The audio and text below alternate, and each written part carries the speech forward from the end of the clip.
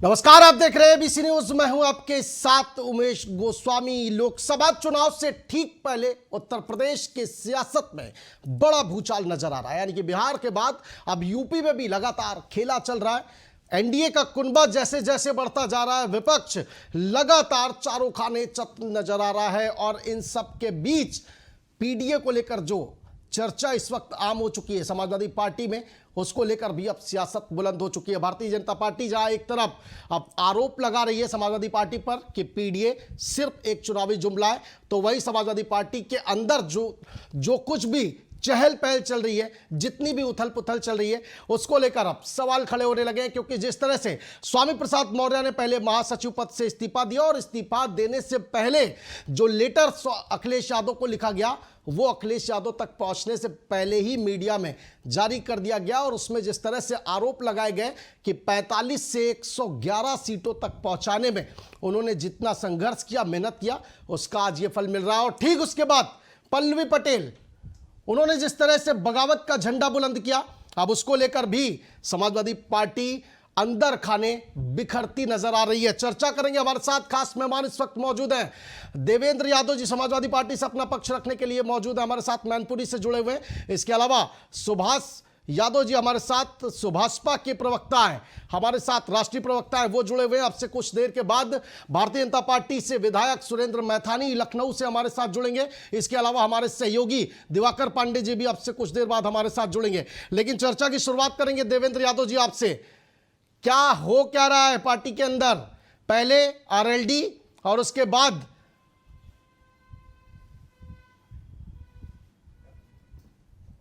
ये जो है समाजवादी पार्टी पूरी तरह से पीडीए के लिए प्रतिबद्ध है। और जो भी समाजवादी पार्टी की ओर से इसके लिए जो है भरसक आवाज उठाई जा रही है। जहां तक पार्टी में मौर्य जी के त्यागपत्र का प्रश्न है, उन्होंने एक संवैधानिक मुद्दा उठाया है और पार्टी फोरम पर उठाया है। इसे कहां से किसने लीक कर दिया ये कहा नहीं जा सकता है।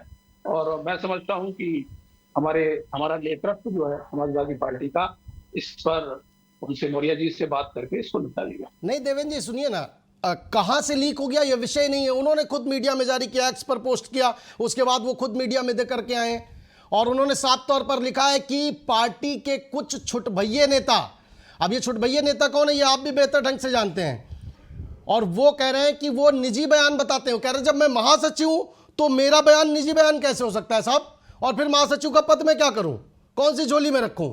और साफ तौर पर उन्होंने रामगोपाल यादव और उसके अलावा डिंपल यादव और उसके अलावा और भी जितने भी बड़े नेता उनको लेकर के साफ तौर पर कहा, मनोज पांडे को लेकर जो सचेतक है विधानसभा में आपके, उनको लेकर के साफ तौर पर कहा है कि निजी बयान कैसे हो सकता है, भाई मैं महासचिव हूं। कि मौर्य जी ने अभी कोई बगावत नहीं की है। वो पार्टी में उन्होंने ये भी कहा है अपना त्याग पत्र देते हुए कि मैं पार्टी के एक नेता के रूप में काम करूंगा। जहां तक उनके त्याग पत्र का सवाल है, एक सैद्धांतिक मसला है, मैंने जैसा आपसे कहा, और इसको मैं समझता हूं कि पार्टी नेतृत्व इसको निपटा ले।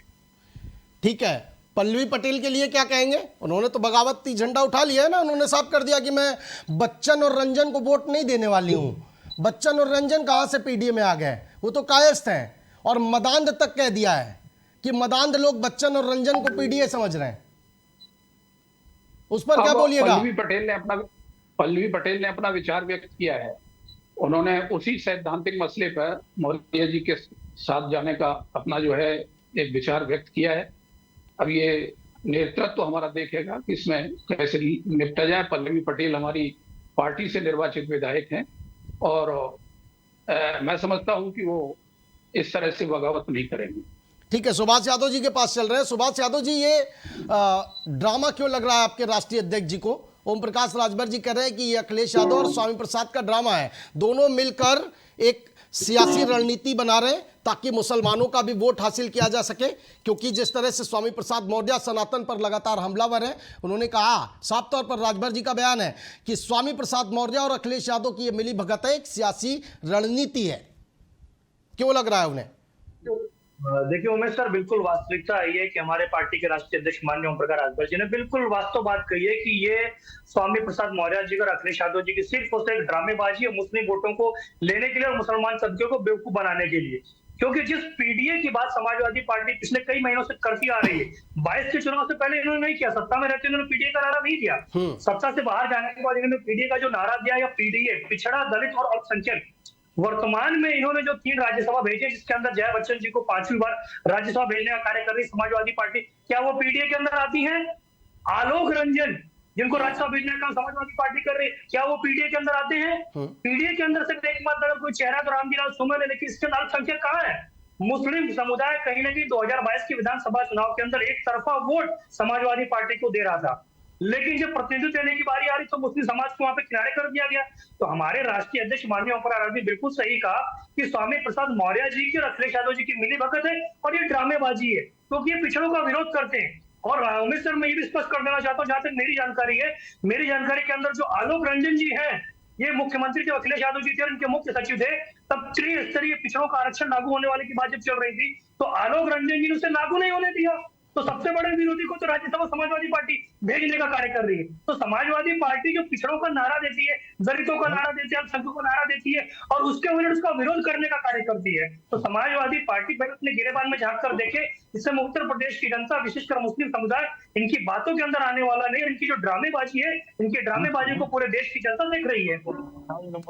सुभाष चंद्र यादव जी, लेकिन 22 का आपने जिक्र किया, 22 में आप भी इनके साथ अपनी सियासी पारी को आगे बढ़ा रहे थे। उस वक्त आपने भी दलितों, पिछड़ों और अति पिछड़ों की बात नहीं की? नीचे क्या दिख रहा है? उमेश सर, हम लोग हमेशा से पिछड़ों, दलितों, अल्पसंख्यकों की बात करते आ रहे हैं। हमारे राष्ट्रीय अध्यक्ष माननीय ओम प्रकाश राजभर जी ने शुरुआत से बोला था, पिछड़ा, दलित, अल्पसंख्यक जो समाजवादी पार्टी को वोट करता है, जो स्वयं भारतीय समाज पार्टी को वोट करता है और जो हमारे घटक दल थे उस समय के अंदर, उन सबको वोट करता है। लेकिन जब इनको राजनीतिक हिस्सेदारी देने की बारी आ रही, जब इनको राजनीतिक प्रतिनिधि देने की बारी आई, जब इनको टिकट देने की बारी है, तो समाजवादी पार्टी के सुप्रीमो ने कहीं ना कहीं किनारा कर लिया। तो समाजवादी पार्टी को भी सुप्रीमो की चीज समझनी चाहिए ना। हम तो पिछड़ों की, दलितों की, अल्पसंख्यक लड़ाई लड़ते आ रहे हैं और उस स्टैंड पे आज भी कायम है। लेकिन जब इनको हिस्सेदारी देने की बारी आएगी, जब इनको राजनीतिक प्रतिनिधि देने की बारी आएगी, तब सपा सुप्रीमो इनसे किनारा काट लेते हैं। हम हमारे स्टैंड पे कायम है, सत्ता में रहे चाहे न रहे, लेकिन समाजवादी पार्टी सत्ता में रहते पिछड़े दलितों से किनारा कर लेती है और सत्ता से बाहर जाने के बाद इन्हें पीडीए याद आता है। हम इस पर जवाब लेंगे देवेंद्र यादव जी से, लेकिन सुभाष चंद्र यादव जी, एक सवाल और है आपसे कि आप बात कर रहे हैं कि भागीदारी नहीं देते हैं, हिस्सेदारी चाहिए, वोट चाहिए, लेकिन उसमें राजनीति में या सरकार में हिस्सेदारी नहीं देते हैं। कितने एमपी हैं मुस्लिम आपके, जो सहयोगी पार्टी है एनडीए, उसमें कितने मुस्लिम हैं? देखिए, एनडीए के अंदर कई मुस्लिम चेहरे, ऐसी बात तो है नहीं कि मुस्लिम चेहरे नहीं है। एमपी कितने हैं साहब? साहब सुनिए ना, एमपी कितने हैं? देखिए सर, हमारी पार्टी का तो कोई एमपी नहीं है। हम हमारी आपकी पार्टी का नहीं, मैं आपके सहयोगी बीजेपी का, बीजेपी ने कितने चेहरों को टिकट दिया था 19 में? उमेश सर, ये सवाल का जवाब भारतीय जनता पार्टी के प्रवक्ता बेहतर दे सकते हैं। चलिए, मैं स्वयं से भारतीय समाज पार्टी को नहीं, लेकिन आपसे सवाल इसलिए, आपसे सवाल सुभाष जी इसलिए ना, क्योंकि जब अगर आप पैरवी कर रहे हैं पिछड़ों की, दलितों की और शोषितों की, वंचितों की और अल्पसंख्यकों की, तो आप उनके साथ ही तो खड़े हैं ना, आप उनके साथ सरकार में, इसलिए सवाल बन रहा था। सर, हमारे 6 विधायकों में देख लीजिए ना, हमारे 6 विधायकों के अंदर पिछड़े भी हैं, दलित भी हैं। ठीक है, बिल्कुल बिल्कुल, आपसे कुछ देर बाद बीजेपी से प्रवक्ता हमारे साथ जुड़ेंगे विधायक जी, मैं उनसे पूछूंगा। लेकिन देवेंद्र यादव जी, बिल्कुल सही बात है ना, जब आप हिस्सेदारी नहीं दे रहे हैं तो फिर पीडीए के मायने क्या है? पीडीए का मतलब क्या है? पिछड़ा, दलित, अल्पसंख्यक कैसे हो गया? जब आती है हिस्सेदारी देने की तो फिर आप अपनी पुराने ढर्रे पर चलने लगते हैं। बच्चन और रंजन कहां से पीडीए का हिस्सा हो गए? अब तो आप ही के यहां बगावती सुर उठ रहे हैं। देखिए उमेश जी, आप एक चीज को इग्नोर कर रहे हैं कि अभी जो लोकसभा के समाजवादी पार्टी ने जो टिकट घोषित किए हैं, आप देखें उसमें जो है कितने जो है पिछड़े वर्ग के और दलितों को वोट दिया, टिकट दिया गया है। और ऐसी स्थिति में आप जो है केवल एक मुद्दे को लेकर के ये नहीं कह सकते हैं कि आप पीडीए के खिलाफ चले गए। थोड़ा सा वॉल्यूम बढ़ाइए प्लीज मेहमानों का। पार्टी पूरी तरह से जो है पीडीए के प्रति प्रतिबद्ध है। दूसरी बात मैं ये कहना चाहता हूँ कि ये हमारे साथी जो है सपा से, ये किस मुंह से इस बात कह सकते हैं? ये इन्होंने जब भारतीय जनता पार्टी का साथ छोड़ा था, तब ये जो है पिछड़े और दलितों के मुद्दे पर ही छोड़ा था और हमारे साथ आए थे, हमारे साथ मिलकर के इन्होंने चुनाव लड़ा था। और फिर ये जो है उस दल के साथ चले गए जो पूरी तरह से जो है अल्पसंख्यक, पिछड़े और दलितों के खिलाफ खड़ी हुई है। तो लेकिन अभी भी यानी कि आप नहीं मानते हैं कि पीडीए के अगेंस्ट में पार्टी का ये कदम है, तो क्या स्वामी प्रसाद को आप डिफेंड कर रहे हैं जिस तरह के उनके बयान रहे हैं और जिस तरह से उन्होंने इस्तीफा दिया है? देवेंद्र जी नहीं, ये कदम जो है जो राज्यसभा का ये उठा रहे हैं, ये पीडीए के खिलाफ कोई कदम नहीं है। ये हमारा पार्टी का नेतृत्व है, उसने कुछ सोच समझ के टिकट दिए हैं, लेकिन पार्टी जो है पूरी तरह से पीडीए के साथ खड़ी है और लोकसभा टिकट जब पूरे जो है पार्टी घोषित करेगी तो आप देखेंगे आ रहा हूं आपके पास शुद्ध समाजवादी पार्टी आ रहा हूं सुभाष जी, आ रहा हूं। देवेंद्र यादव जी, शायद आज आपने अखिलेश यादव का बयान नहीं सुना है। बहुत मंझे हुए खिलाड़ी हैं राजनीतिक अखाड़े के अखिलेश यादव, और उन्होंने जिस तरह से आज बयान दिया है कि ये पार्टी का अंदरूनी मामला है। पहले तो वो कहते रहे कि राजनीति में ये तो होता रहता है, इसको भी देखेंगे। उसके बाद बोला पार्टी का अंदरूनी मामला हम बैठकर चर्चा करेंगे और निपटाने की कोशिश करेंगे। और उसके बाद उन्होंने कहा कि एक लाइन सुनिए ना, एक जो आखिरी लाइन सवाल उस पर है देवेंद्र जी, एक जो आखिरी लाइन थी सवाल उस पर है कि सबको अपनी अहमियत पता होनी चाहिए। यही शब्द कहते जयंत चौधरी के लिए, क्या न लग रहा है? अहमियत किसको पता होनी चाहिए, स्वामी प्रसाद मौर्य को या पल्लवी पटेल को? क्योंकि एक विधायक ये लाइन, हाँ, ये जो है हमारे राष्ट्रीय अध्यक्ष जी की ये लाइन जो है, इसको आप स्वामी प्रसाद मौर्य और पल्लवी पटेल से मिलाकर न जोड़ें। ये जो है उन्होंने बहुत सारे लोग जो हैं पार्टी के खिलाफ जिस तरह से प्रोपेगेंडा कर रहे हैं, उनके लिए यही बात है। और समाजवादी पार्टी, मैं आपसे एक बार फिर कहना चाहता हूं कि जो है इस बार जो है पीडीए के नारे के साथ आई है और पूरी तरह से खड़े होकर चुनाव लड़ेगी। सुरेंद्र मैथानी बोल रहा हूँ। देवेंद्र यादव जी बिल्कुल सुनिए, लेकिन जिस तरह से आपने लेटर पढ़ा होगा स्वामी प्रसाद जी का, उन्होंने कहा कि पार्टी का जनाधार बढ़ाने के लिए, जब उनसे पूछा गया कि आप इस तरह के बयान देते थे, उसे निजी बयान बताया जाता था, तो स्वामी प्रसाद मौर्य ने कहा कि मैं पार्टी का जनाधार बढ़ाने के लिए कर रहा था और इसी वजह से पार्टी 45 से 111 पर पहुंच गई। आज मेरे बयान को निजी बयान बता देते हैं, कैसे मुमकिन है ये और कैसे हो गया? तो एक बात क्लियर कीजिए ना, स्वामी प्रसाद के साथ स्टैंड है, उनके साथ खड़े हो रहे हैं, डिफेंड कर रहे हैं उनको, या फिर जो आपके बाकी नेता कह रहे हैं, डिंपल यादव कर रही है, जो आपके रामगोपाल यादव कह रहे हैं वो सही है? एक चीज तो स्टैंड करिए ना। मैं एक बार फिर स्पष्ट करना चाहता हूं कि स्वामी प्रसाद मौर्य जी ने जो मुद्दा उठाया है वो एक सैद्धांतिक मुद्दा है और इसमें समाजवादी पार्टी का नेतृत्व उनके साथ बैठ करके बात करके निपटाया। सर समस्या तो यही है ना कि आप बताइए ना, जनता के बीच कैसे जाएंगे? आप टीवी डिबेट पर नहीं बता पा रहे हैं, दोनों में से स्टैंड एक तो देखिए क्लियर करना पड़ेगा ना। आप स्वामी प्रसाद के बयानों के साथ में हैं या फिर रामगोपाल यादव और डिंपल यादव के बयान के साथ में हैं? दोनों में से एक चीज बताइए ना। वो दोनों आपके बड़े नेता हैं और स्वामी प्रसाद भी राष्ट्रीय महासचिव हुआ करते थे कल तक। किसी भी बड़े नेता ने स्वामी प्रसाद जी के जो स्टैंड को खारिज नहीं किया है। मैं सुनाऊं आपको बयान, डिंपल यादव जी ने कहा कि उनका, जब उन्होंने भगवान राम को लेकर बताया कि राम क्या मृत थे जो प्राण प्रतिष्ठा की जा रही है, जब उन्होंने सनातन पर टिप्पणी की, डिंपल यादव जी ने कहा ये उनका निजी बयान है, पार्टी का कोई लेना देना नहीं। रामगोपाल यादव ने कहा कि ये उनका निजी बयान है, पार्टी से कोई लेना देना नहीं। अखिलेश यादव ने कहा कि स्वामी प्रसाद जी को बोला गया है कि वो ऐसे बयानों से बचें, पार्टी इस पर बिल्कुल सहमत नहीं है। अब उसके बाद जब स्वामी प्रसाद कह रहे हैं कि निजी बयान कैसे हो सकता है, साहब मैं तो पार्टी का राष्ट्रीय महासचिव हूं और रामगोपाल यादव भी वही हैं, तो उनका बयान पार्टी का और मेरा निजी कैसे? देखिए, ये कोई किसी बात को प्रस्तुत करने का अपना एक तरीका है और स्वामी प्रसाद मौर्य जी जो है जिस तरीके से उन्होंने प्रस्तुत किया है, उसे नेतृत्व ने कहीं कहीं ये महसूस किया कि उन्हें जो है अपनी बात को थोड़ा ठीक तरीके से कहना चाहिए, यही उनका निजी बयान की बात की है। बाकी जो है उनका कोई भी स्टैंड जो है उसको समाजवादी पार्टी ने खारिज नहीं किया है। ठीक है, वापस लौटेंगे तमाम सवालों के साथ। हमारे साथ भारतीय जनता पार्टी से विधायक सुरेंद्र मैथानी जी जुड़ गए हैं लखनऊ से, उनको चर्चा में शामिल करते हैं। सुरेंद्र मैथानी जी, परिचय करा दूं बाकी मेहमानों से। हमारे साथ सुभाष चंद्र यादव जी हैं, राष्ट्रीय प्रवक्ता है, सुभाषपा के आपके सहयोगी हैं। देवेंद्र यादव जी है, समाजवादी पार्टी के प्रवक्ता है, हमारे साथ मैनपुरी से जुड़े हुए हैं। सुरेंद्र मैथानी जी, एक फिल्म का डायलॉग है, अमिताभ बच्चन पहुंचते हैं मंदिर में और शंकर जी के सामने बोलते हैं कि खुश तो बहुत होंगे आप, तो जो कुछ चल रहा है बिहार में खेला के बाद यूपी की सियासत में, आपसे भी वही सवाल है। देखिए उमेश जी, इसमें खुशी की कोई बात नहीं है, क्योंकि पूरे उत्तर प्रदेश की जनता जानती है कि इंडी गठबंधन अब कहाँ है, उसका कोई अता पता नहीं। और समाजवादी पार्टी में भी सब कुछ ठीक ठाक नहीं है। ये चैनलों के माध्यम से मनोज पांडे जी मुख्य सचेतक हैं उत्तर प्रदेश के सदन में, उनके बयान से भी कि मानसिक विक्षिप्त हो गए हैं स्वामी प्रसाद मौर्य, इससे जाहिर होता है।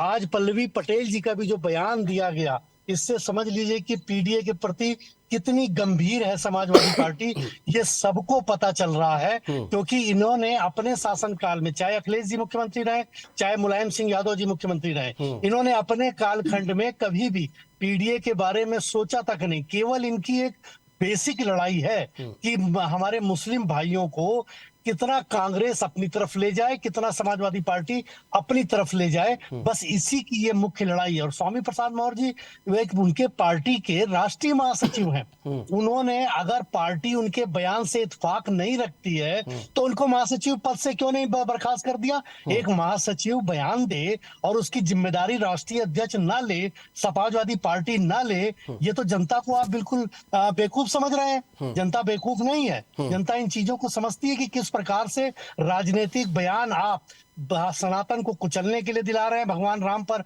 अमर्यादित टिप्पणी कर रहे हैं, हम बहुसंख्यक समाज हिंदू समाज पर अमर्यादित टिप्पणी करते हुए बहुत मतलब उन शब्दों का, संसदीय शब्दों का आप प्रयोग कर रहे हैं। उस समय आपने क्यों नहीं स्वामी प्रसाद मौर्य जी को निकाल दिया?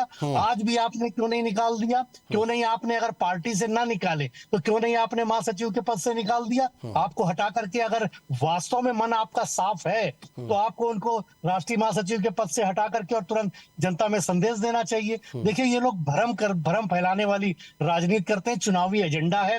ना इनको जातिगत जनगणना याद रही अपने शासन में, ना इनको पीडीए याद रहा। इनको अगर कुछ याद रहा तो जनता ने जो नारा दिया था, ये कहते थे कानून व्यवस्था दुरुस्त है, और 2017 में जनता ने नारा दिया था, हम लोगों ने नहीं दिया था। हम नारा देते तो ये कहते कि भाजपाई हैं इसलिए नारा दे रहे हैं। जनता ने कहा था कि जिस गाड़ी में सपा का झंडा समझो उसमें बैठा गुंडा, ये हम लोगों ने नहीं कहा था। क्यों जनता ने ऐसा कहा और क्यों इनको नकार दिया? इनकी दरअसल जो पॉलिसी है, सिर्फ अपने परिवार का भला करो, अपना पेट भरो, भ्रष्टाचार करो, शासन में मुख्यमंत्री बने रहो, और कैबिनेट मंत्री गायत्री प्रजापति को जेल में, भ्रष्टाचार में जेल में बंद होना, इससे दुर्भाग्यपूर्ण घटना हो सकती है क्या कि एक मुख्यमंत्री सीट पर बैठा और उनका कैबिनेट मंत्री भ्रष्टाचार में जेल में हो? आज भी जेल में बंद है।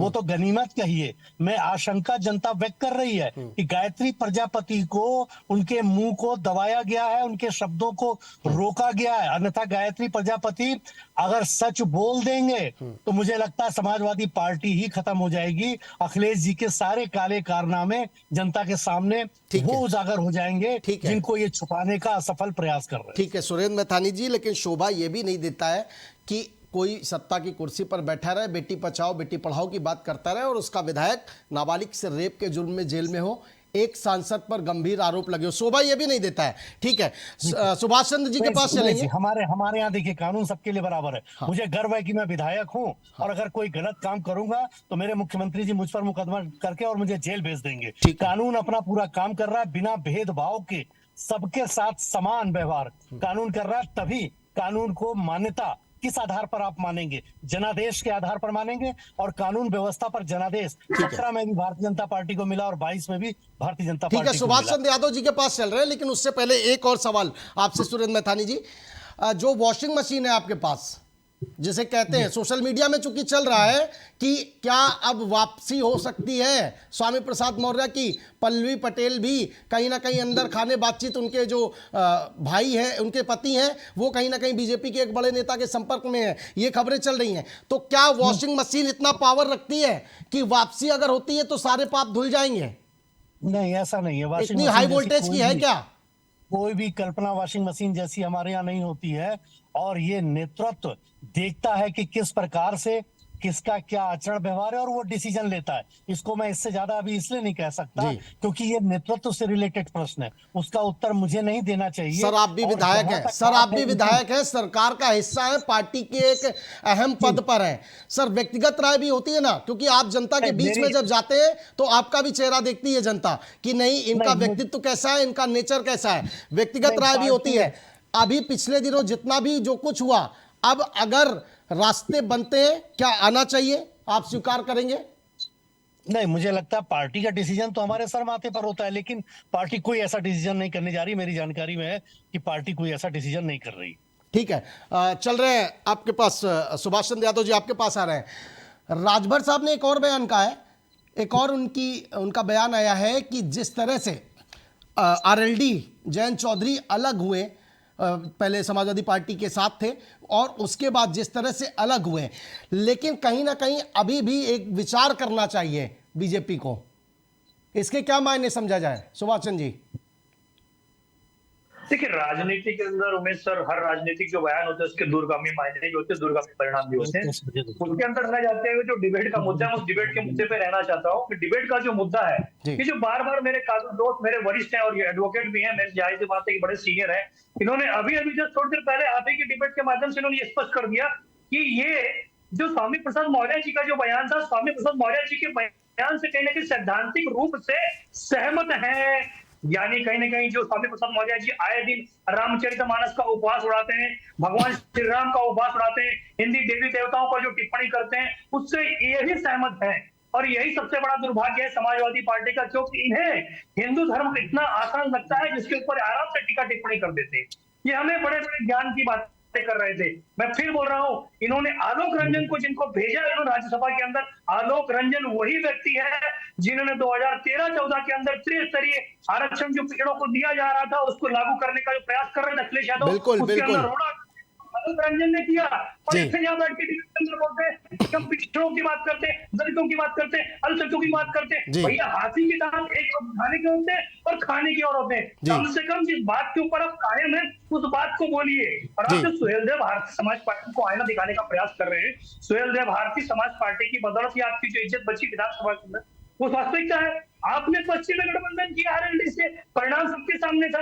आपने मध्य में गठबंधन किया संजय चौहान जी की जनवादी पार्टी से, आप स्वामी प्रसाद मौर्य जी को भी लेके आए। उमेश सर, 111 पे जो लोग पहुंचे हैं ना, ये पूर्वांचल की बदौलत पहुंचे हैं, सुहेलदेव भारतीय समाज पार्टी की बदौलत पहुंचे हैं, माननीय ओम प्रकाश राजभर जी की बदौलत पहुंचे हैं। हम लोग पिछड़ों की राजनीति तब भी करते थे, हम पिछड़ों की राजनीति आज भी करते हैं, हम पिछड़ों की राजनीति आने वाले समय में करेंगे। और जहां तक जातिगत जनगणना की बात है, सुहेलदेव भारतीय समाज पार्टी पिछले 20 वर्षों से जातिगत जनगणना के मुद्दे पर कायम है। सामाजिक न्याय समिति की जो रिपोर्ट लागू करने वाली बात है उस पर भी कायम है। सवाल समाजवादी पार्टी से बनता है, समाजवादी पार्टी प्रदेश के अंदर 4 बार सत्ता के अंदर थी, सामाजिक न्याय समिति गठित हुई थी 2001 के अंदर, तत्कालीन संसदीय कार्य मंत्री हुकुमदेव सिंह जी उसके अध्यक्ष थे।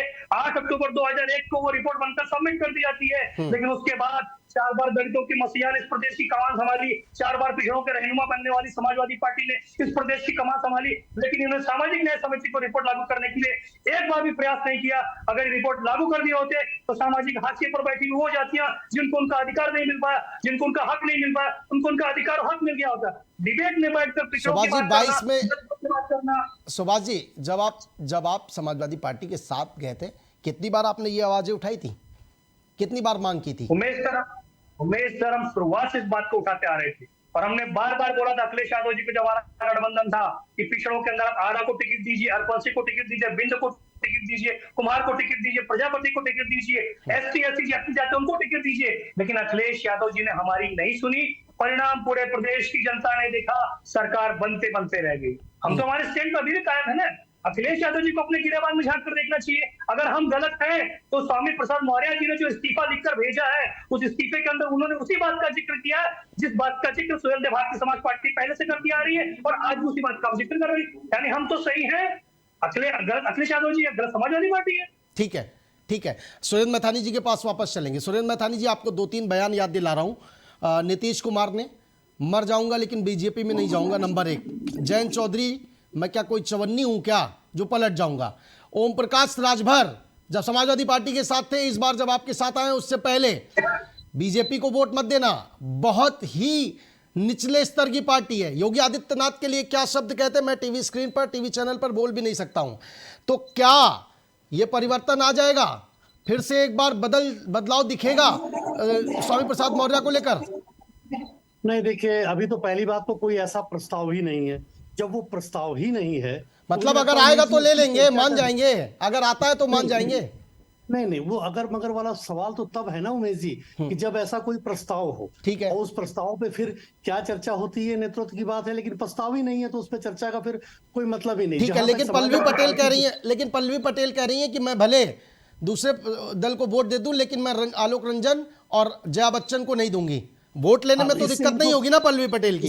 इससे इससे इससे इनको अपने चरित्र को देखना चाहिए समाजवादी पार्टी को, क्योंकि वास्तव में उमेश जी समाजवादी पार्टी का चरित्र यही रहा है। आप उठा करके देख लीजिए, जिस समय समाजवादी पार्टी पर अखिलेश यादव जी ने कब्जा किया, कैसे चैनलों में दिखाया गया कि अपने पिता को उन्होंने मन से धक्का दिया, कितना अपमानित किया, और बिल्कुल वो मुगलों के शासनों की तरह अपने पिता को के ऊपर भी तमाम अत्याचार करते हुए और पार्टी पर कब्जा कर लिया। तो जो पार्टी इन संस्कारों से जन्म ली हो, जो पार्टी इस प्रकार के संस्कारित ही शुरुआत से ही उनको लेकर के आगे बढ़ते हो, उनका परिणाम तो ये सब आना ही है। क्योंकि अब समाजवादी पार्टी में जिस प्रकार से आप देख लीजिए, मैंने पूर्व में बोला कि मनोज पांडे जी का बयान हो चाहे इनका बयान हो, और पीडीए से रिलेटेड तो कोई भी इनकी सोच ही नहीं है। सोच होती तो राज्यसभा में नहीं झलकता, राज्यसभा में नहीं दिखाई देता। ये केवल जनता को धोखा देने का असफल प्रयास कर रहे हैं, और शायद अखिलेश जी को जमीनी हकीकत पता नहीं है, क्योंकि विदेश से आए हैं, चांदी का चम्मच लेकर के पैदा हुए हैं, तो उनको क्या मालूम कि देश की परिस्थिति क्या है, मट्टी की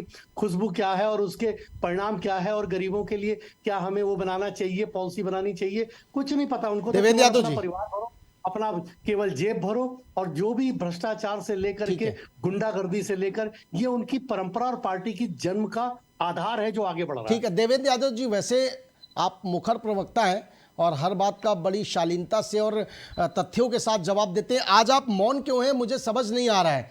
आपकी चुप्पी बहुत कुछ बयां कर रही है। तो क्या ये जो जिस तरह से सुरेंद्र मैथानी जी आरोप लगा रहे हैं कि अखिलेश यादव को पता नहीं है, जबकि वो बाहर से पढ़कर आए हैं, तो क्या पता नहीं है या जानबूझकर इस तरह से हो रहा है? क्योंकि अखिलेश यादव की लीडरशिप को अगर 2012 से 17 के बीच की बात की जाए, जो पारिवारिक विवाद हुआ उस दौरान तो बहुत कुछ हुआ, उसके बाद का अगर जो कार्यकाल देखें, ये पहला मौका होगा जब सीधे बगावत की गई है। किसी भी बड़े नेता ने इस तरह से बगावत की, ये पहला मौका होगा। सीधे लीडरशिप को चैलेंज है चुनाव से ठीक पहले। देखिए, ये भारतीय जनता पार्टी की राजनीति पूरी तरह से झूठ पर आधारित है।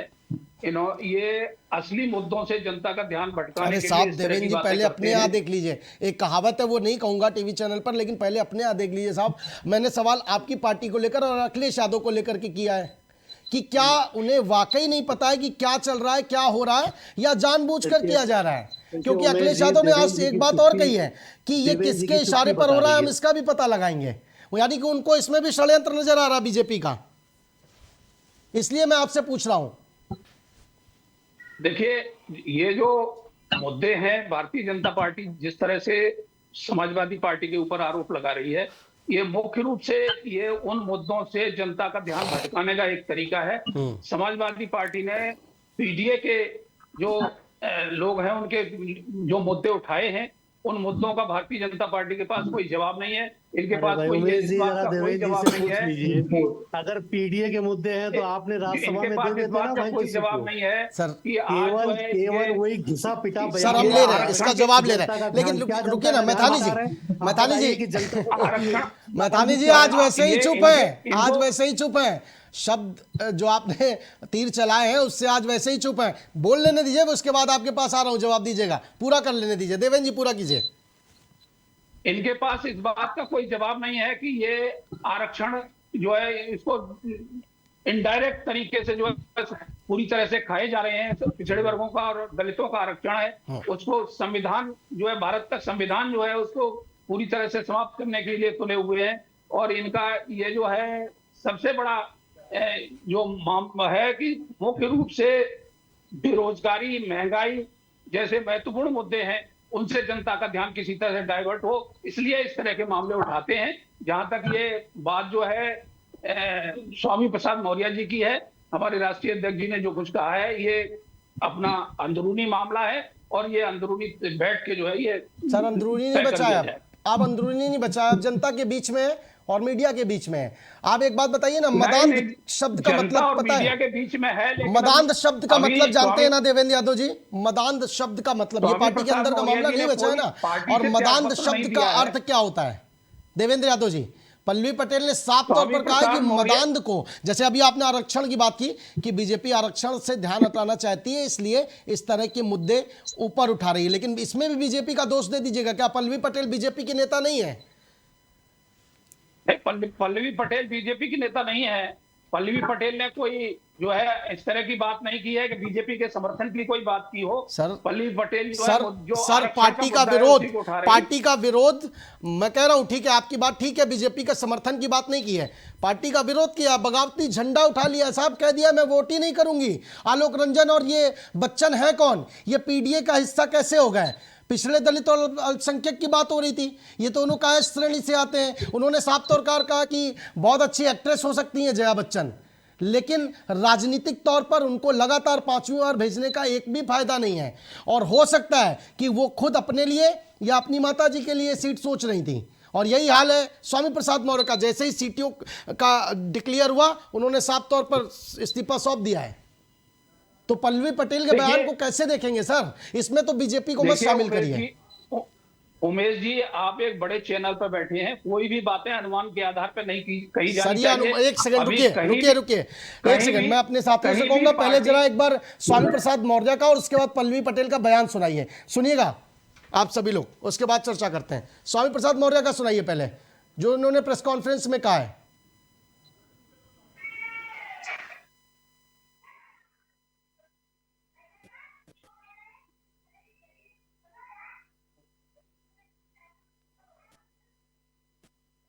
पार्टी का और एक राष्ट्रीय महासचिव का बयान निजी हो जाता है, ये गौरतलब है।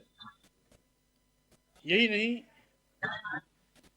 कुछ छुटभइये नेता आए गए दिन, जिनकी हैसियत एक भी वोट समाजवादी पार्टी में बढ़ाने की नहीं है, दिलाने की नहीं है,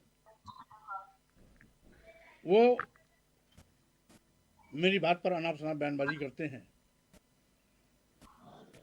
राष्ट्रीय अध्यक्ष से मैंने इसको मौखिक रूप से भी अवगत कराया, और कल इसी बार पर एतराज रखते हुए मैंने इस्तीफा पत्र भी सौंपा। अब गेंद राष्ट्रीय अध्यक्ष के पाले में है।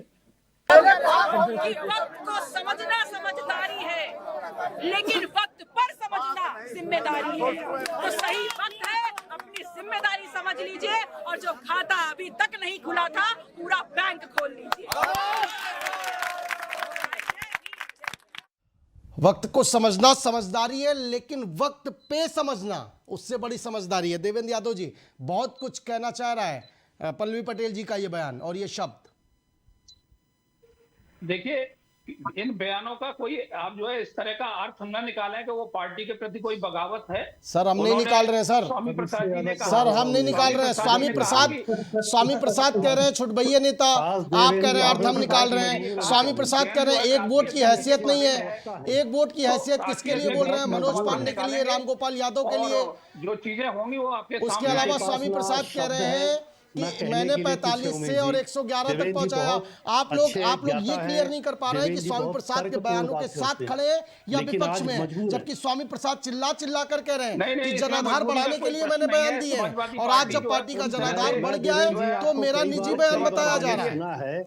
मुझे आपकी तारीफ करने में कोई गुरेज नहीं है, आप बहुत अच्छे प्रवक्ता हैं, जानकार हैं, परंतु आपके द्वारा आज ये मजबूरी शब्दों का अटक जाना मैं समझ सकता हूं कि क्या कारण है, क्योंकि इतनी विकट परिस्थिति समाजवादी पार्टी के सामने खड़ी हो गई है कि बगावत वोट देना, अरे भाई ये वोट अंतिम निर्णय होता है, और अगर आपका विधायक कहे कि मैं वोट नहीं दूंगा, मतलब कि इससे ज्यादा बगावत आप क्या चाहते हैं? कि कोई आप पे ईंट पत्थर चलाए तब आप मानेंगे कि बगावत है? इससे ज्यादा क्या बगावत होगी? इससे ज्यादा क्या बगावत होगी कि स्वामी प्रसाद मौर्य कहें कि अब राष्ट्रीय अध्यक्ष के पाले में गेंद है? अब वो आप क्या इसके ज्यादा अपेक्षा करते हैं कि क्या वो ईंट पत्थर डंडे चलाएं तब आपको लगेगा बगावत है? तो इसको देवेंद्र जी बहुत, मैंने कई बार आपको देवेंद्र जी सुना है, लेकिन आज आपकी मजबूरी मैं समझ सकता हूं कि आप उमेश जी को और एबीसी चैनल को जवाब नहीं दे पा रहे, जनता को जवाब नहीं दे पा रहे। इसके लिए आपकी मजबूरी समझता हूं, और मुझे लगता है कि इसमें आपका बड़प्पन होगा। जिस प्रकार आप ज्ञानी हैं, आपको कह देना चाहिए टीवी चैनल पर कि हाँ भाई, समाजवादी पार्टी में सब कुछ अच्छा नहीं चल रहा है और समाजवादी पार्टी पीडीए से बिखर गई है, इंडी गठबंधन से भी बिखर गई है। अब समाजवादी सर पार्टी नहीं के कह पास सकते ना, कुछ रहा जैसे नहीं आप जो महाराष्ट्र में नहीं जनता कह को पाए भ्रमित करने का थे। सुनिए ना प्रयास सुरेंद्र कर मैथानी सकते। जी, वो नहीं कह सकते जैसे आप तो ज्ञाता हो, जैसे आप नहीं कह पाए थे जब उद्धव ठाकरे आपसे अलग हुए थे, तब आप नहीं बोल पाए थे, इसलिए वो भी नहीं बोल सकते, उनकी भी मजबूरी है। सुभाष चंद्र यादव जी आपके पास आ रहा हूँ, ठीक है सुभाष चंद्र यादव जी आपके पास आ रहा हूँ। आप तो काफी वक्त बिता चुके हैं ना समाजवादी पार्टी के साथ, आपके नेता राष्ट्रीय अध्यक्ष ओम प्रकाश राजभर अखिलेश यादव जी के साथ, क्या आपको भी लग रहा है कि जिस तरह से देवेंद्र यादव जी कह रहे हैं कि या तो उनको पता नहीं है, और जिस तरह से जो कुछ चल रहा है पार्टी के अंदर, और ये पार्टी का अंदर का मामला बचा है, अब वक्त गुजारा है आप लोगों ने, अखिलेश यादव के मन में क्या चल रहा है इस वक्त? उमेश सर, देवेंद्र सर बहुत वरिष्ठ हैं, अधिवक्ता भी हैं, इनको बहुत ज्यादा ज्ञान है, लेकिन मैं समझ सकता हूँ असहज हो रहे हैं। अगर इस प्रकार बोल रहे हैं कि अखिलेश यादव जी को ये पता नहीं, तो अखिलेश यादव इस प्रदेश के, उत्तर प्रदेश एक बहुत बड़ा सूबा है जो देश की दशा और दिशा तय करता है, उस प्रदेश के मुख्यमंत्री रह चुके हैं, वर्तमान में नेता विरोधी दल है। और अगर इस बात की टीका टिप्पणी करेगी नहीं हमारे नेता को कुछ पता ही नहीं, तो इस बात को पूरी तरीके से इनकार किया जाएगा। तो अखिलेश यादव जी को सारी चीजें पता है, और अखिलेश यादव जी की रजामंदी से पूर्व के अंदर स्वामी प्रसाद मौर्य जी रामचरितमानस पर, हिंदी देवी देवताओं पर मर्यादा पुष्प भगवान श्री राम के ऊपर टीका टिप्पणी करते थे। आज जब गले के अंदर हड्डी फंस गई, उन्हीं की पार्टी के अंदर जो ऊंचार के विधायक मनोज पांडे जी, राष्ट्रीय प्रवक्ता आईपी सिंह जी, और भी ऐसा गुट है जो कहीं ना कहीं समाजवादी पार्टी के नेता स्वामी प्रसाद मौर्य से नाराज है। इवन यहाँ तक कि डिम्पल यादव जी भी उनसे नाराज चल रही थी। तो क्या करें, कहीं ना कहीं अखिलेश यादव जी को इस सब चीजों को ध्यान में रखते हुए बैकफुट पर जाना पड़ा, और उनके बैकफुट जाने के बाद में स्वामी प्रसाद मौर्य जी ने इस प्रकार का बयान दिया। अगर इस प्रकार की बात करें कि अखिलेश जी को कुछ पता ही नहीं है, तो कोरी बेवकूफी वाली बात है। पूरी तरीके से अखिलेश यादव सारी चीजें जानते हैं, बिना अखिलेश जी की रजामंदी के, बिना अखिलेश जी के प्रशय के ये सब चीजें नहीं घटित होती। अब वास्तविकता ये है कि गेंद इनके पाले से जा चुकी है, अब ये कहीं ना कहीं फंस चुके हैं। पीडीए का नारा देने वाले पीडीए को प्रतिनिधित्व नहीं देते हैं। मेरे बार बार मेरे बड़े भैया देवेंद्र सर बोल रहे हैं कि हम पीडीए का नारा देते हैं। मैं डिबेट के अंदर 2 बार इसका उल्लेख कर चुका हूं, तीसरी बार फिर उल्लेख करूंगा। आलोक रंजन, मुख्य सचिव समाजवादी पार्टी, 2012-17 की सरकार के अंदर 13 से 14 के अंदर त्रिस्तरीय आरक्षण पिछड़ों का विरोध क्यों किया, लागू क्यों होने नहीं दिया? पीडीए की बात करते हो, उसको राज्यसभा भेजने का काम कर रहे हो, और डिबेट के अंदर बैठ के पीडीए की बात कर रहे हो। मैं भी तथ्य की बात कर रहा हूँ, फैक्ट की बात कर रहा हूँ। इसका जवाब देवेंद्र सर अगर आपके पास है तो दीजिए कि किस मुंह से आप पिछड़ों की बात कर रहे हैं, किस मुंह से आप दलितों की बात कर रहे हैं, किस मुंह से आप अल्पसंख्यकों की बात कर रहे हैं। पीडीए विरोधियों का राज्यसभा के अंदर भेज देते हैं, और उसके बाद डिबेट के अंदर बैठ के और जनता के बीच जाके पीडीए का नारा देते हैं। उत्तर प्रदेश की जनता आपके पीडीए के छलावे करने पर आने वाली नहीं है। कपिल सिब्बल को भी लोगों ने देखा राज्यसभा जाते हुए। कपिल सिब्बल वही व्यक्ति है जब तत्कालीन मानव संसाधन विकास मंत्री ने एससी एसटी ओबीसी प्रमोशन का जो आरक्षण बिल पेश किया था, उस बिल का सबसे पहला विरोध करने का कार्य किया कपिल सिब्बल ने, उस बिल को फाड़ने का कार्य किया कपिल सिब्बल ने, उसको भेजा राज्यसभा ने समाजवादी पार्टी ने। ये किस मुंह से पीछे की बात करते हैं? ठीक है, देवेंद्र यादव जी जवाब दीजिए। सुबह सपा के हम अपने साथी को ये कहना चाहते हैं कि ये जो आप जो कुछ भी कह रहे हैं, ये कहने का आपको किस तरह से अधिकार बन गया? आप जिस पार्टी के साथ गए हुए हैं, उस पार्टी से आपने जाति जनगणना के बारे में कोई बात की? आपने उस पार्टी से आरक्षण के बारे में कोई बात की? कोई मुद्दा नहीं उठाया है। भारतीय जनता पार्टी पूरी तरह से, सुनिए, भारतीय जनता पार्टी पूरी तरह से पीडीए के खिलाफ है, और हर मुद्दे पर जो है समाजवादी पार्टी उसके साथ संघर्ष कर रही है। ओम प्रकाश राजभर जी जो है वो अपने निजी कारणों से मंत्री पद का उनका जो लालच था वो उन्हें भारतीय जनता पार्टी के साथ ले गया। भटकाइए नहीं उन्होंने जो है अभी नहीं मिला है, देवेंद्र जी अभी नहीं मिला है, अभी इंतजार है। अपनी बात का आपके पास जवाब नहीं है, आप डिबेट को भटकाइए मत। भारतीय जनता पार्टी डिबेट से भागने का प्रयास मत करिए। भारतीय जनता पार्टी के प्रवक्ता जी का सवाल है, ये जो है ये जिस मुद्दे को जो है ये इतना तूल देने की कोशिश कर रहे हैं।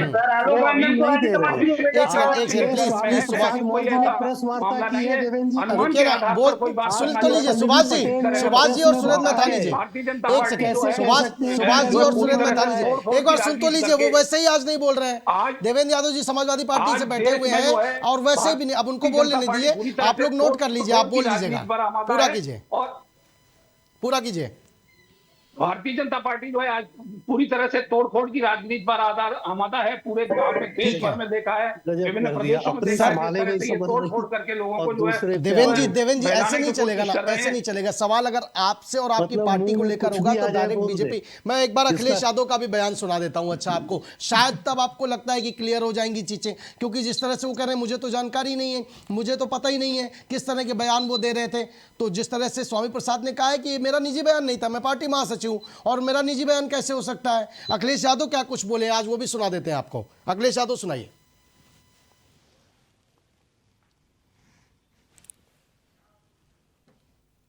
अपने अंदर की बात है और इसके समाधान भी निकाल लेंगे। पल्लवी पाटिल नाराज दिख रही है।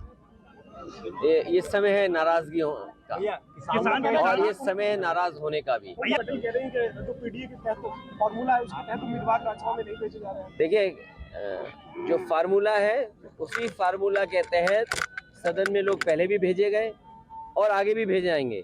आप मुझे बताइए, जब पिछली बार हमने सदन में भेजा था तो क्या पीडीए नहीं भेजा था? और अभी पूरी गिनती जब हो जाएगी और आने वाले समय में भी हो जाएगी तो हिसाब किताब लगा ले कोई। ये हिसाब किताब वो नहीं मांग रहे हैं, कोई और मांग रहा है। और मैं तो यही कहूँगा किसी को अपने खुद को धोखा नहीं देना चाहिए। इंडिया गठबंधन में मतभेद दिख रहे हैं। कहाँ दिख रहे हैं मतभेद? कोई अलग जा रहा है, कोई अलग जा रहा है, सीटों को बंटवाने अगर के लिए। तुम्हें लग रहा हो कोई अलग जा रहा हो, कोई इधर जा रहा हो, उधर, नाम बताओ ना कौन इधर उधर जा रहा है। आपके करीबी रहे तो उन्हें देखिए, आप गिनती देखिए, 7 बड़ा के 2 बड़ा। अगर किसी को 2 बड़ा लग रहा है, 7 बड़ा नहीं, तो मैं उसके लिए क्या कर सकता हूँ?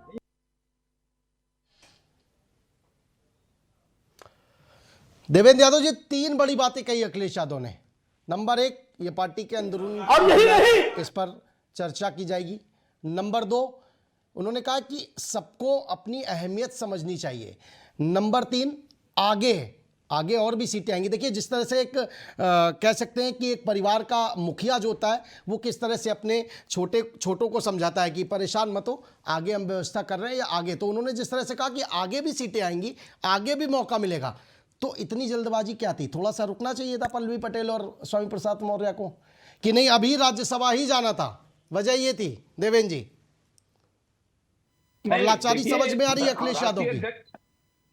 राष्ट्रीय अध्यक्ष जी ने जो कुछ भी कहा है उससे साफ स्पष्ट है कि लोकसभा में जो टिकट दिए जा रहे हैं उनकी तरफ ध्यान दीजिए आप। 1-2 सीट के से केवल जो है ये नहीं तय किया जा सकता है कि पीडीए के खिलाफत हो गई या पीडीए के खिलाफ चले गए।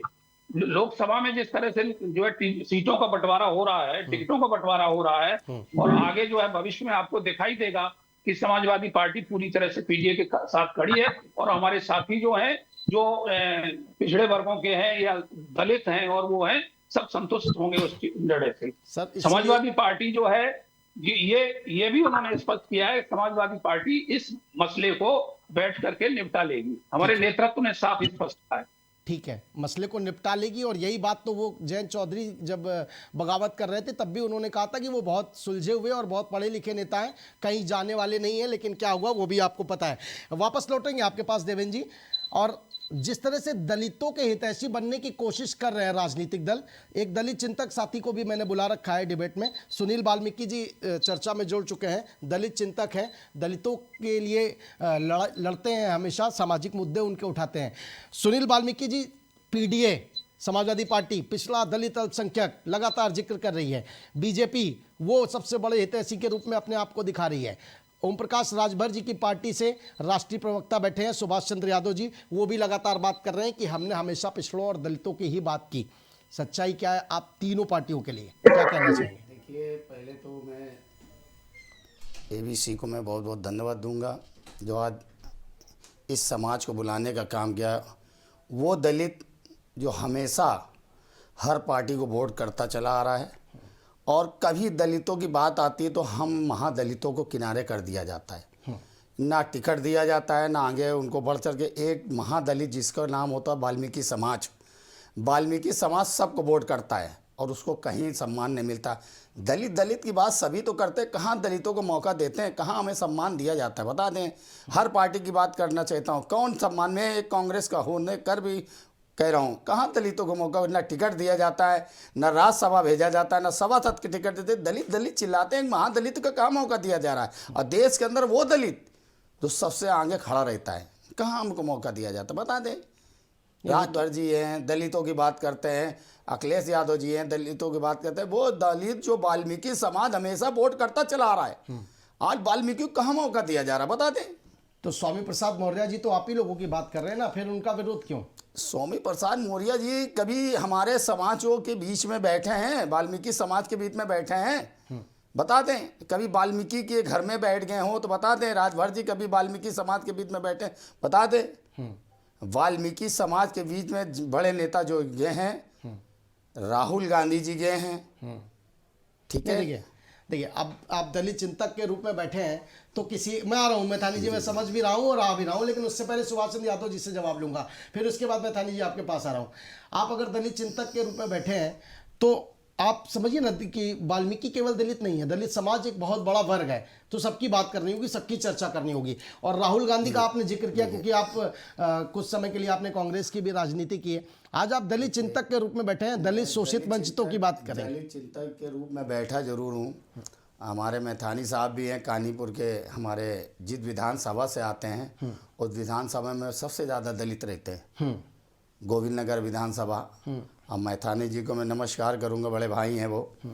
और जिस तरीके से कानपुर के अंदर फिर दलितों की बात आ जाती है, कानपुर में वो दलित है जो आज भी हर पार्टी को वोट करता है। मैथानी जी भी जिस विधानसभा से आते हैं वहाँ सबसे ज़्यादा हमारा समाज वाल्मीकि समाज रहता है, वो भी ये दलित समाज है। आज मैथानी जी आए हैं जीत के, मैं उनको भी धन्यवाद दूंगा। ये हम लोगों को कोई ध्यान नहीं देता है, दलित का चेहरा, दलित का, हम लोग दलितों की लड़ाई लड़ते हैं। आज दलितों को कहाँ कर दिया जा रहा, किनारे कर दिया जा रहा। दलितों का नाम तो सब लेते हैं, दलितों की कोई चिंता नहीं करता है, दलितों को उठा के किनारे फेंक दिया जाता है। कौन दलितों को टिकट देता है भाई? सुभाष चंद्र यादव जी, सुनील वाल्मीकि जी पूछ रहे हैं कि राजभर समाज से कोई भी नेता या सुभाषपा से कोई भी नेता बात जरूर करता है दलितों की, पिछड़ों की, लेकिन एक भी बार दलित के घर नहीं गया। उमेश जी, मैं समझता हूं कि दलित चिंतक होंगे, लेकिन मुझे लगता है वर्क करके नहीं है। अगर ये वर्क करके आए तो इस प्रकार की टीका टिप्पणी करते नहीं। पहली चीज तो दलित चिंतक, इनका काम होता है दलितों के बारे में विश्लेषण स्पष्ट रूप से करना। यहाँ पर्टिकुलर किसी पार्टी का पक्ष नहीं लेना, सीधा कांग्रेस के प्रवक्ता बनने का प्रयास न करें। इन्होंने सुहेल देव भारतीय समाज पार्टी की तरफ उंगली की, को मैं स्पष्ट कर दूं, सुहेल देव भारतीय समाज पार्टी के 6 विधायक है दलित चिंतक महोदय, सुन लीजिएगा, जिसके अंदर 3 दलित है, माननीय विधायक बेदीराम जी, माननीय विधायक दूधराम जी, माननीय विधायक हंसुराम जी। 6 विधायक में से हमारे 3 विधायक दलित हैं। पहले आप वर्क करके आइए, उसके बाद में सुहेल देव भारतीय समाज पार्टी को आईना दिखाने का प्रयास करिए। हम पिछले बैठे हुए हैं, आप वर्क करने की बात कर रहे हैं, मानवार उनको प्रतिनिधित्व भी देते हैं। 6 विधायक में से अगर हमारे 3 दलित हैं, यानी 50% हम लोगों ने उनको प्रतिनिधित्व दिया है। तो हमारे बारे में टीका टिप्पणी बिल्कुल भी ना करें। हम लोग दलितों की अगर बात करते हैं तो दलितों को राजनीतिक हिस्सेदारी देने का भी हर संभव प्रयास करते हैं। सवाल आप कांग्रेस से पूछिए, सवाल आप सपा से पूछिए, सवाल आप बसपा से पूछिए, क्योंकि दलितों की राजनीति करके इस सूबे के अंदर 4 बार सत्ता में थे। सवाल आप समाजवादी पार्टी से पूछिए, ये पिछड़ों की राजनीति करके इस सूबे के अंदर 4 बार सत्ता के अंदर थे। महाराज, हम तो सत्ता में नहीं थे ना, हम क्या मुख्यमंत्री बने? हम एक बार सत्ता के अंदर थे, 18 महीने सरकार के अंदर बाहर चले गए थे। तो ये सवाल हमसे पूछने के बजाय सत्ता के अंदर जो 4 बार रहा, जिन दलितों को ठगा है, जिन्होंने पिछड़ों को ठगा है, उनसे सवाल पूछिए। हम दलितों की राजनीति करते हैं तो दलितों को प्रतिनिधित्व देते हैं। 3 विधायक हमारे दलित है 6 में से, तो दलितों की हिस्सेदारी नहीं तो और क्या है? बिल्कुल ठीक है, बिल्कुल 3 विधायक हैं, 6 में से दलितों को हिस्सेदारी बराबर दी जा रही है। सुभाष चंद्र यादव जी, दरअसल वो दलित चिंतक के साथ साथ अभी मुझे पता लगा कांग्रेस चिंतक भी हैं, मुंह नहीं त्याग पा रहे हैं, शायद इसलिए सपा से सवाल नहीं करेंगे। लेकिन सुरेंद्र मैथानी जी से सवाल किया उन्होंने कि आपकी विधानसभा में बहुत ज्यादा दलित रहते हैं और उनको लेकर के भी कोई खास योजना नहीं बनाई गई, खास विकास पर ध्यान नहीं दिया गया है। नहीं, देखिए उमेश जी, मैं जानता हूँ इनको बहुत। दलितों के लिए वाल्मीकि समाज अगर आप कानपुर में पूछें, पूरे उत्तर प्रदेश में पूछें, तो भारतीय जनता पार्टी ने बहुत सम्मान दिया है। मोदी जी ने, देश के प्रधानमंत्री ने पांव पखारे हैं, पांव। उसके अलावा अनूप वाल्मीकि जी हमारे उत्तर प्रदेश सरकार में मंत्री हैं, पन्नालाल तांबे जी हमारे कानपुर के उनको राष्ट्रीय सफाई आयोग का अध्यक्ष, राष्ट्रीय स्तर का मंत्री बना करके पार्टी ने दिया। हमारे कितने वाल्मीकि समाज के बहुत सारे लोग, किशन लाल सुदर्शन को भी प्रदेश में पिछली बार वो दिया गया, पद दिया गया, धीरज वाल्मीकि जिले में पदाधिकारी है। बहुत सारे हमारे वाल्मीकि भाई बहन, बहुत सारे, मतलब एक नहीं, मैं अध्यक्ष था 2012 में, हमने नगर निगम के चुनाव में 9 वाल्मीकि समाज के अपने भाई बहनों को टिकट दिया था, और 2017 में मैंने 11 लोगों को, अपने भाई बहनों को वाल्मीकि समाज के टिकट दिया था। आप कानपुर में अगर बात करेंगे तो मुझे लगता है कि सर्वाधिक संतुष्ट वाल्मीकि समाज भारतीय जनता पार्टी से है, और भारतीय जनता पार्टी ने वाल्मीकि समाज नहीं, सोनकर समाज यानी खटिक है, जाटव है। जाटव में आप बता दूं कि हमने पार्षद तक जाटव दिए हैं।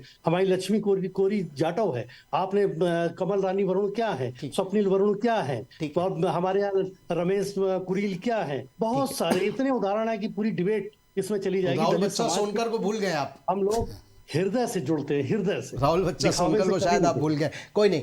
देखिए विषयांतर थोड़ा सा हो रहा था, हम वापस डिबेट पर लौट रहे हैं। आप चूंकि अब कांग्रेस चिंतक के रूप में भी बैठे हुए हैं दलित चिंतक के साथ, इसलिए सवाल आपसे ये है कि जिस तरह से स्वामी प्रसाद मौर्य ने सनातन को लेकर पिछले दिनों बयान दिया, और इसके अलावा उन्होंने खुद को अपना दलितों, शोषितों, वंचितों का हितैषी बताकर जिस तरह से खुद को पेश किया, कितना सहमत है स्वामी प्रसाद मौर्य के बयानों से, और समाजवादी पार्टी में जिस तरह से इस्तीफा दिया उन्होंने, उसको किस नजरिए से देख रहे हैं वाल्मीकि जी? जैसे कि अभी मैथानी जी ने कहा, सर सवाल पे आ जाइए, छोड़ दीजिए, मैं तब व्यक्तिगत हो जाएगा। आज विषय दूसरा है, हम उस पर बैठ लेंगे, कभी कानपुर पे चर्चा करेंगे, तब बुला लेंगे और मैथानी जी को बुला लेंगे। अभी स्वामी प्रसाद पे बोल दीजिए। स्वामी प्रसाद जी जैसे कि अभी जिस तरीके से पार्टी को उन्होंने इस्तीफा दिया, उनका पता नहीं कब कहाँ चले जाएं, उनका कोई भरोसा नहीं है। देखिए पार्टी के लोग हैं, वो पार्टी ने क्या कर रहे हैं, क्या नहीं कर रहे, किस तरीके से उनको सम्मान मिल रहा है, नहीं मिल रहा, वो दलितों को लेके हमेशा लड़ते हैं। दलितों की फिर बात आ जा रही, दलितों के बीच में कहाँ कोई दिखता है? दलितों कौन लड़ाई लड़ता है? कौन लड़ रहा भाई दलितों की? सब दलित चिल्लाते, दलितों की कोई लड़ाई लड़ता है? अपने अपने उसमें लग जाते हैं, सिर्फ अपने अपने बंटवारे में लग जाते हैं। मैं इस जात से हूँ, इस समाज को ध्यान दूंगा। फिर दलितों में फिर वही बात आ जा रही। मैं मैथानी जी से भी यही कहूँगा, जितने हमारे प्रवक्ता बैठे हुए हैं, दलितों में एक महादलित है, उसको भी तो ध्यान दिया जाए साहब। चलिए देवेंद्र जी, वो तो कांग्रेस चिंतक भी हैं दलित चिंतक के साथ, वो भी साफ तौर पर आरोप लगा रहे हैं कि स्वामी प्रसाद मौर्य बात जरूर करते हैं, लेकिन पार्टी के बीच में कभी उन्होंने अपना पक्ष नहीं रखा, या फिर पार्टी तवज्जो नहीं देती है। देवेंद्र जी आवाज आ रही है? ये जो हमारे दलित चिंतक हैं, हाँ आवाज आ रही है जी। ये हमारे दलित चिंतक साथी हैं, इन्होंने ये कहा कि महादलितों की बात कोई समाजवादी पार्टी लड़ रही है, कि इस समय जातीय जनगणना का प्रश्न है। अगर जातीय जनगणना हो जाए तो ये निकल करके आएगा कि किस जाति का कितना प्रतिनिधित्व होना चाहिए, और कितना जो है। सर फिर अभी सुभाष यादव जी पूछेंगे कि आलोक रंजन ने क्यों, जब फाड़ दिया था बिल, क्यों टिकट दे दिया? फिर क्या बात कर रहे हैं साहब? फिर वो पूछेंगे ना, अब जातिगत जनगणना की बात करेंगे तो वो पूछेंगे ना, आलोक रंजन को किस हिसाब से आपने उतार दिया मैदान में? देखिए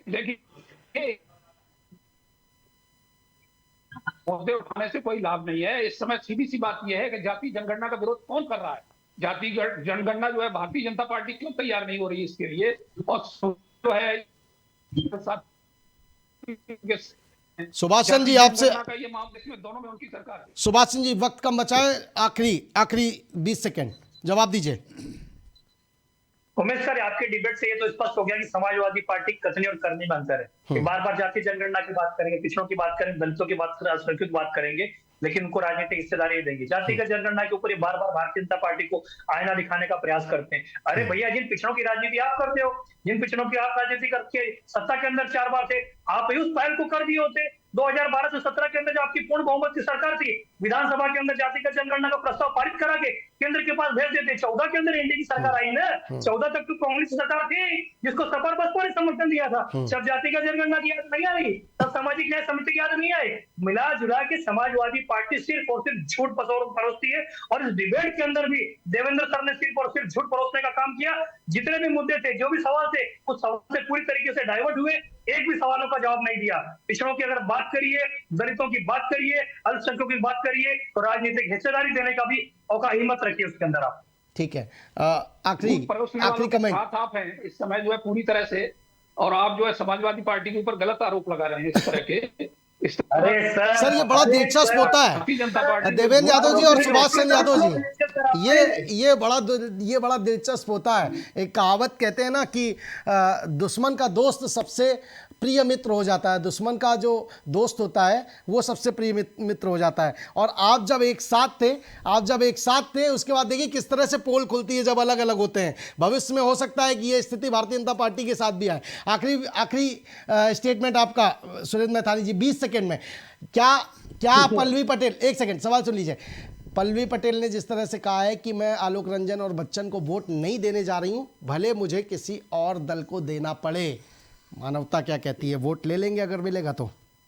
हाँ नहीं, देखिए सबसे बड़ी बात यह है उमेश जी कि अगर पल्लवी पटेल विधायक है, संवैधानिक व्यवस्था में है, अगर वो इस तरह से बात कह रही है, तो अभी मैं अखिलेश यादव जी का बयान सुन रहा था, ये पार्टी का अंदरूनी मसला कैसे हो सकता है? प्रेस के सामने बोल रही है, मीडिया के सामने बोल रही है, तो ये अंदर का मसला नहीं है। अब मजबूरी देवेंद्र जी की हो सकती है। आज सबसे ज्यादा कमजोर डिबेट सपा की तरफ से देवेंद्र जी की आज सुन रहा हूं, वरना देवेंद्र जी की बहुत अच्छी डिबेटें मैंने सुनी है। परंतु आज समाजवादी पार्टी जिस प्रकार से लोगों को धोखा देने का फिर से असफल प्रयास कर रही है, लोगों ने उसको देख लिया कि राज्यसभा में किस प्रकार के लोग भेजे गए, जिस पर न जातिगत आधार कोई रहा और न ही कहीं पीडीए की कोई बात रही। इसलिए समाजवादी पार्टी और कांग्रेस केवल और केवल एक काम कर रहे हैं कि वो तुष्टीकरण के आधार पर कि हमारे मुस्लिम भाई बहनों को खत्म हो रहा है। समाजवादी पार्टी। ठीक है, देवेंद्र जी से लास्ट कमेंट 10 सेकंड में। देवेंद्र जी 10 सेकंड में देखिए, इसमें जो है इस समय जो मुद्दा जो है इस तरह से भारतीय जनता पार्टी और हमारे सपा के साथी जो है उठा रहे हैं, ये मुद्दा जो है कोई मुद्दा नहीं है। और समाजवादी पार्टी जो है ये निश्चित रूप से ये उनका अंदरूनी मामला है और इसको सुलझा लेगी। जहां तक मौर्य जी और जो है ये पल्लवी पटेल जी का प्रश्न है, उन्होंने जो है भले ही जो है मीडिया के सामने अपनी बात रखी है, लेकिन अभी वो समाजवादी पार्टी के साथ हैं और उन्होंने कहीं भी समाजवादी पार्टी को उसका साथ छोड़ने का जो है कोई निर्णय नहीं। चलिए, बहुत शुक्रिया। आपने ये भी नहीं सुना कि मनोज पांडे जी को उन्होंने कहा, मनोज पांडे जी मुख्य सचेतक हैं। बिल्कुल। चलिए, बहुत शुक्रिया आप सभी मेहमानों का चर्चा में शामिल होने के लिए। सुभाष चंद्र यादव जी आपका भी बहुत शुक्रिया, सुरेंद्र मैथानी जी आपका भी बहुत शुक्रिया, देवेंद्र जी आपका भी बहुत शुक्रिया, और सुनील वाल्मीकि जी आपका भी बहुत शुक्रिया। तो लोकसभा चुनाव से ठीक पहले इतनी बड़ी अंतरकलह, सीधे अखिलेश की लीडरशिप को चैलेंज दे देना, बगावती झंडे उठा लेना। कहीं ना कहीं अखिलेश यादव का जो बयान आया वो कह जरूर रहे हैं कि ये पार्टी का अंदरूनी मामला है, बैठकर बात करेंगे, लेकिन साफ तस्वीरें यही बता रही कि अब बैठकर बात करने लायक कुछ बचा नहीं है। पल्लवी पटेल ने साफ तौर पर कहा है कि मदांध शब्द का अर्थ सबको पता है, किस तरह से उन्होंने कहा और किसके लिए वो शब्द प्रयोग किया। तो मदांध को अब पीडीए, बच्चन और रंजन में नजर आ रहा है, मैं उनको वोट नहीं दूंगी। ये अंदरूनी मसला नहीं है। फिलहाल इतना ही, देखते रहिए एबीसी न्यूज़।